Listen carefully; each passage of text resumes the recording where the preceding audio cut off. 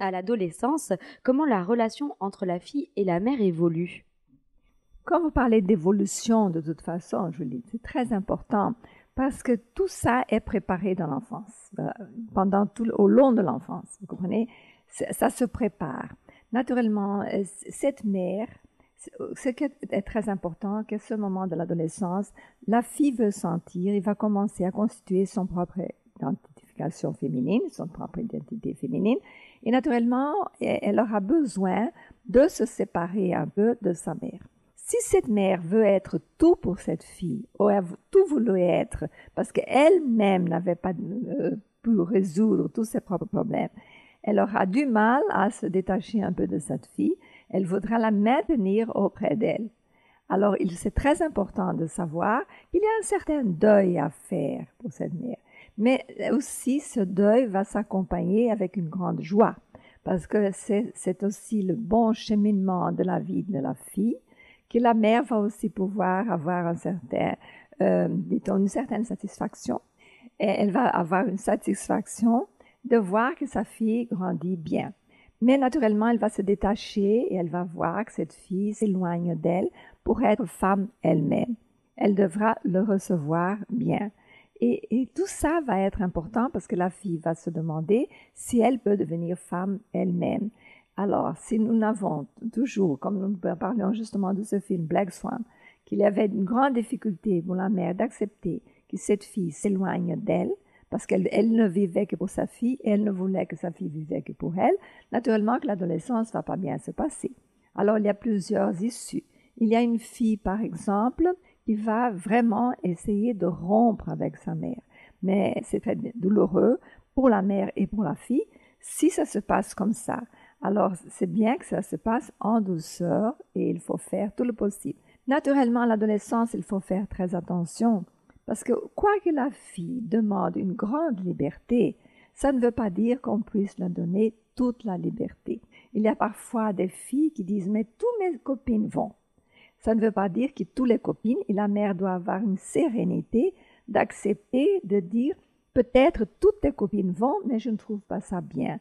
Alors, il y a des moments qu'il faut dire non. Ça ne veut pas dire qu'il faut accepter que cette fille est déjà tout à fait prête. Il faut la suivre doucement, tranquillement, avec beaucoup de patience aussi et avec une grande écoute. Il faut couper, comme on parle souvent du cordon, mais on ne coupe pas ce cordon d'une fois à l'autre. Il faut petit à petit voir si ce qu'elle demande comme liberté est une liberté possible et si on peut déjà lui donner cette liberté. Parce que quand on est jeune et quand on est adolescente, on ne sait pas exactement combien de liberté on a besoin. Alors c'est à la mère de l'accompagner aussi à cette fille, de lui donner une certaine liberté qui sera chaque fois plus grande, mais pas tout à coup. Mais il y a certaines choses qu'on peut accepter plus facilement. Par exemple, quand je disais que la fille, si elle veut changer la couleur de ses cheveux, par exemple, parfois elle veut changer la couleur de ses cheveux, il n'y a aucun mal à ça, vous comprenez? C'est une liberté qu'elle veut avoir et que c'est la mère. Mais moi, je préfère cette couleur de tes cheveux. Pourquoi? Tes si beaux cheveux.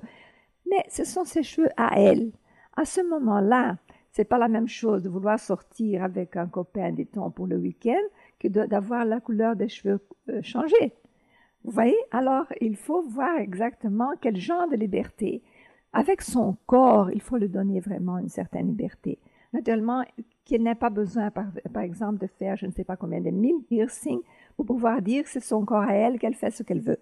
Alors, si elle peut changer à peine la couleur de ses cheveux, c'est déjà une liberté. Alors, il faut sentir combien de liberté on peut lui donner cas par cas. Il n'y a pas un conseil à donner à tout le monde. Je dis seulement un exemple de dire qu'il faut petit à petit, elle dit, ah, mais ma copine fait ça. Bon, mais elle a une autre mère et sa mère pense d'une façon différente de la mienne. Et on voit que les filles en général, au fond, elles réclament, elles tapent les portes, mais au fond, elles sont contentes qu'il y a quelqu'un qui sait où il faut aller. Parce que non, parfois, comme la femme, en général, parfois, elle a un peu peur de perdre ses limites, alors à ce moment, il faut quand même quelqu'un qui lui dise quelles sont les limites possibles et qu'elle ne peut pas dépasser certaines limites. Alors, petit à petit, mère et fille vont découvrir quelles sont les limites possibles et il faut accepter qu'il y a des limites. Limites qui préférablement sont données par la mère et par le père aussi. C'est vraiment à ce moment-là que le caractère de la fille qui va devenir femme se crée. C'est un moment clé, ça veut dire, c'est un moment clé. Naturellement qu'il faut penser toujours qu'on peut reprendre à n'importe quel moment les difficultés, même s'il y a une difficulté à l'adolescence, parce que quelque chose ne s'est pas tellement bien passé pendant l'enfance, on peut toujours corriger ça. Ça veut dire quand on voit qu'il y a quelque chose qui ne va pas bien, on peut réfléchir, on peut essayer de comprendre ce que se passe et reprendre la bonne main. C'est pas quelque chose, c'est perdu, mais ma fille m'en veut. C'est pas comme ça, vous comprenez, il faut reprendre, il faut essayer de comprendre qu'est-ce que la fille réclame. Il y a toujours une nécessité, la mère doit accepter ça. La fille, d'une façon ou d'autre, va essayer de se séparer de la mère. Et la mère doit sentir que c'est pas parce que la fille l'aime moins. L'amour sera toujours là, c'est un amour pour la vie. On n'oublie jamais la mère comme premier objet. Mais ce que vous avez bien demandé, quelle est la différence entre l'enfance et l'adolescence et tout ça, que ce genre, la manifestation de l'amour doit changer au long de ce chemin. Ça veut dire pendant ce cheminement de devenir fille à femme, le genre de rapport doit changer pour qu'on puisse aboutir, quand on est adulte, à avoir deux femmes. Alors l'adolescence, c'est exactement, ça veut dire au milieu de chemin, c'est cette phase qui reprend l'enfance pour projeter pour le futur, pour devenir femme. Alors à ce moment-là, on dit, on prépare ce futur, le futur de cette femme, qui deviendra femme, autant femme que sa mère. Et le plus féminine d'une certaine façon qu'une mère. C'est pas seulement aller à la classe de gymnastique ou s'habiller comme femme, c'est comment elle se ressent psychiquement comme femme, comme je dis. Naturellement, sa forme plus féminine, naturellement, c'est envers un homme. D'une autre façon, ça peut être aussi faisable, que comment elle va résoudre sa question sexuelle.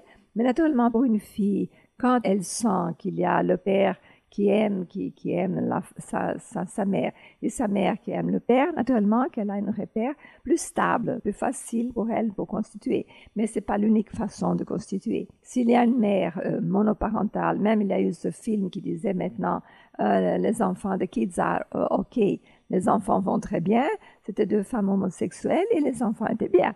Ça veut dire cette fille qui va au college, ça veut dire à l'université, et elle était bien. Ça veut dire il n'y a pas de règles. Il faut voir vraiment de constituer avec amour et beaucoup de respect et accompagner aussi à chaque moment qu'est-ce que se passe. Là, ce que vous dites, finalement, ça peut aussi rassurer toutes les mamans qui ont des ados et qui disent qu'elles reconnaissent pas leur fille, qu'elles ont plus de lien et qui sont très inquiètes. Finalement, on les rassure, on leur dit vous inquiétez pas, ça va passer, faut juste accompagner. D'abord, cette mère qui dit qu'elle reconnaît plus cette fille, au fond, c'est bien qu'elle ne reconnaisse pas cette fille. Ça veut dire qu'elle n'est plus la même fille. Alors, il faut accepter que cette fille est différente. Alors, ça ne veut pas dire qu'ils n'ont pas vraiment les mêmes liens. Parce que les liens d'une fille, de petite fille avec sa mère ne sont pas les mêmes que les liens plus tard. Et ça, c'est très bien parce qu'alors, ça montre que cette fille évolue. Parce que si elle a les mêmes liens, elle continue la fille de maman. Et c'est pas bon pour la maman d'avoir cette fille toujours auprès d'elle, au fond.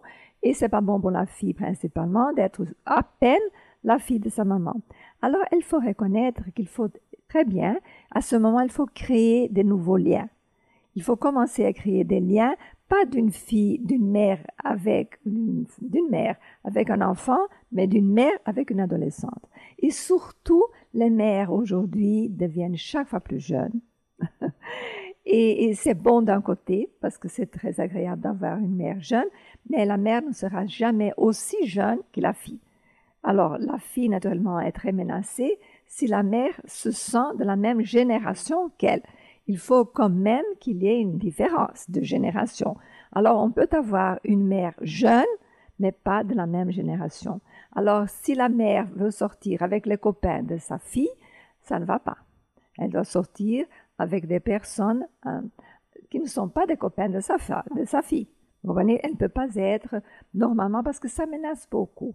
Parce que la fille adolescente sent que la mère est déjà une femme complète. Et naturellement, si elle sort avec ses copains, elle va intéresser ses copains beaucoup plus que les copains vont être intéressés par elle.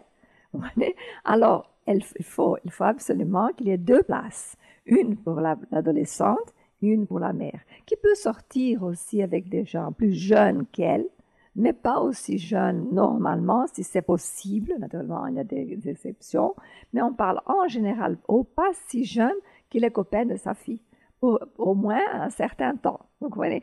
Quand la fille sera adulte, la mère pourra faire ce qu'elle veut. Elle pourra sortir avec des gens plus jeunes. Mais à cet âge-là, c'est assez menaçant pour la fille si la mère a vraiment des copains de le même âge. Le regard du père sur une adolescente, quand il regarde, la fille sent que le père voit déjà une femme. Et c'est ça que la fille devient très coquette envers son père, parce qu'elle veut vraiment voir, c'est l'éveil dans le regard du père, une certaine admiration pour une femme. Mais naturellement, le père, qui est un père bien équilibré, il comprend ça et il va dire ou il va transmettre, ou il va regarder cette fille en disant « Je vois en toi une femme qui se forme, mais une femme qui va plaire à un autre homme, qui ne sera pas moi.